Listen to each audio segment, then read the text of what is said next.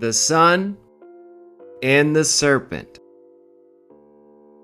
Their worship has had significant cultural and religious implications in many ancient cultures.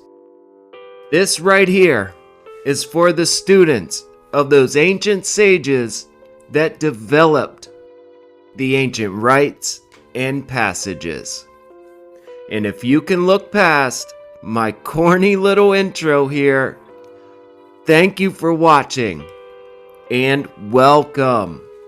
Now, aside from my goofy intro, the Sun and the Serpent represent renewal and rebirth, order and chaos. With that, life and vitality, divine wisdom and power, light and enlightenment. So many fascinating topics and concepts. If you're watching this right now, you already know. From the earliest depictions and writings of mankind to this very day, we are fighting our own mortality. We are holding the light to pierce through the darkness in an effort to win the battle of good versus evil. The Epic of Gilgamesh is one of the oldest known stories.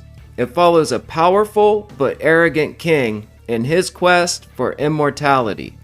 After his friend Enkidu dies, Gilgamesh becomes consumed by the fear of death. He embarks on a journey to find Utnapishtim, who survived a great flood and was granted eternal life. Along the way, Gilgamesh faces trials and challenges, including defeating the serpent guarding the plant of immortality, which is said to grant eternal youth and life to whoever consumes it. The serpent, however, has claimed the plant for itself and refuses to let Gilgamesh take it. Eventually, Gilgamesh manages to defeat the serpent, and he takes the plant with the intention of bringing it back to his city and sharing it with his people. However, during his journey back, Gilgamesh stops to rest, placing the plant beside a spring. While he rests, a snake approaches and consumes the plant. The serpent then sheds his skin and becomes rejuvenated, symbolizing the cyclical nature of life, death, and rebirth. This next story everybody should know. It's the Garden of Eden. This story is wonderful. I love it. You will see here, though, it's told a little bit different. But the fact remains, the serpent has the plant, i.e. the forbidden fruit, that mankind wants, is looking for, in search of. He tells Eve that you will be like one of the Elohim, one of the gods. And the main attribute of one of the gods is immortality. So you can see how these two are related and see what the serpent meant to the ancient mind. The story of Adam and Eve is a biblical tale about the first humans in the book of Genesis. God places them in the Garden of Eden and allows them to enjoy all its fruits except for one tree. A serpent tempts Eve to eat from the forbidden tree, leading her and Adam to disobey God. As a result, they gain knowledge of good and evil, but are expelled from the garden of God as punishment. The story of Adam and Eve features a serpent as a central figure. The serpent, often identified as the devil or a representation of evil, engages Eve in conversation. The serpent questions God's command not to eat from the tree of the knowledge of good and evil. It convinces Eve that eating the fruit will make her wise. She then eats the forbidden fruit and offers it to Adam. This event introduces mankind into the world, now possessing the knowledge of good and evil. This Egyptian myth centers around Apep, or Apophis, a giant serpent or dragon associated with chaos and destruction. Apep is an adversary of Ra, the sun god. Each night, as Ra travels through the underworld, Apep tries to devour him. representing the struggle between order and chaos. Ra's allies, such as Seth or other gods, help repel Apep's attack. This myth symbolizes the constant battle between good and evil, light and darkness, reflecting the Egyptians' worldview and their belief in the cyclical nature of the universe. It's about that time.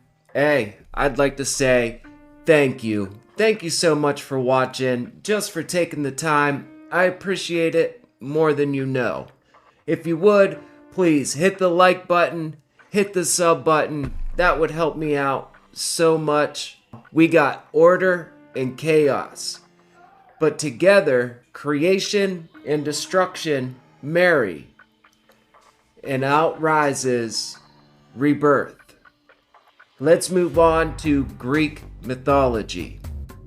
Python, a monstrous serpent born from the earth, who guards the Oracle of Delphi, and Apollo, the god of light, music, and prophecy.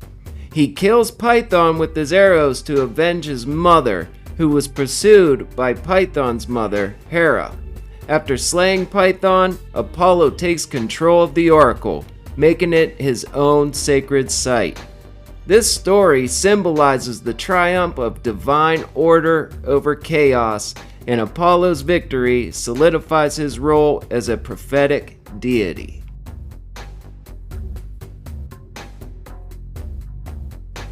Quick note here too, to always do your own research. And you can't just listen to the ones that you agree with. You have to listen to opposing sides and opposing voices. One of two things could happen. Either one, you get further validation on what you know. You could watch the opposing side, say, yeah, I already looked into that, and this is why such and such. Or two, you could have a broader understanding of the subject. A really good book on this topic is one that I read years ago called The Sun and the Serpent. Fair warning though, the author even says in this book that some of the opinions and views expressed in it differs from Asian scholars.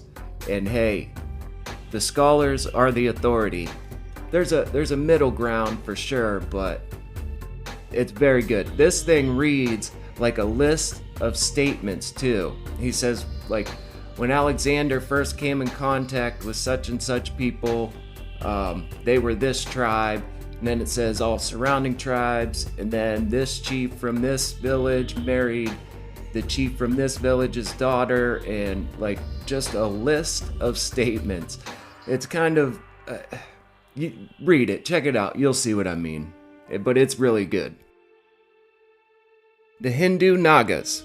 In Hinduism, Nagas are often depicted as semi-divine beings with human upper body and a serpent lower body. They reside in the netherworld, particularly in the underground realm called Patala. Vasuki, one of the Naga kings, plays a crucial role in the Hindu myth of the churning of the ocean. He acts as the rope that the gods and demons use to churn the ocean to obtain the elixir of immortality. Nagas are also associated with fertility and water. They are believed to control the rain and are revered as protectors of water sources, ensuring a bountiful harvest. In Buddhism, Nagas are considered supernatural beings and are often depicted as serpent-like creatures or dragons. They inhabit bodies of water such as lakes, rivers, and seas. They are protectors of the Buddha and his teachings, the Dharma. It's said that when the Buddha was meditating under the Bodhi tree, a Naga named Mukalinda sheltered him from a severe storm with its hood. The Naga king Mukalinda is a common figure in Buddhist art, often depicted with multiple snake-like hoods, symbolizing protection and enlightenment. Both Hindu and Buddhist traditions recognize the dual nature of the Nagas, their potential for harm and benefit. That last part, duality, that's super important. And that's why I like Genesis 3 so much.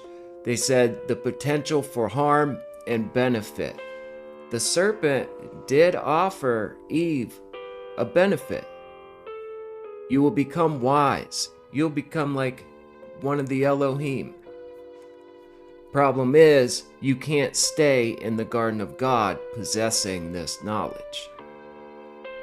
Stay tuned after this video. I got a bonus for you, and it's really cool. It's off topic, so I'm not going to get into it right now, but stay tuned for the bonus after this video. Now, let's move to the other part of the world. This was worldwide. And worldwide travel has been around since the dawn of civilization. That's my opinion. We can argue about that, but let's go to the Americas. The Aztec deity Quetzalcoatl is a feathered serpent. According to the Aztecs, he was a cultural hero and a deity associated with creation and knowledge. He descended into the underworld, emerging as the morning star. He is credited with teaching the Aztecs various arts, including agriculture, calendar making, and civilization. And now, to the Mayans, we have Kukulkan, a feathered serpent deity. He's a central figure in Mayan culture, often associated with rulership, fertility, and learning. His story is tied to the Mayan city of Chichen Itza, where a pyramid known as El Castillo is aligned so that during the spring and fall equinoxes, the sun casts shadows, creating the illusion of a serpent descending the pyramid's steps. That concludes this episode on the Sun and the Serpent. Thank you so much for watching. I appreciate it. But before I go, I have a sweet little bonus for you. Welcome to the bonus. Right now, I'm going to reveal something to you that I've seen around on YouTube Shorts and memes and various posts on Instagram and things. Have you ever seen these handbags? There's different theories on what they are, where they come from. It's all over the world too, from the Middle East to the Americas. I'm going to tell you in 1 second, but first I need you to hit the like button and hit the sub button, please. Are you ready? Here it is. These are the Apkalu. They go by different names throughout cultures, but they are the craftsmen. The bags that they hold are their tools. It's a craftsman bag. It's their bag that they carry their craftsman tools in. There you go. I hope you enjoyed it. This was the bonus. Thank you for watching the video. And again, like, subscribe. Come on, support the channel. I'd appreciate it a lot. Thank you.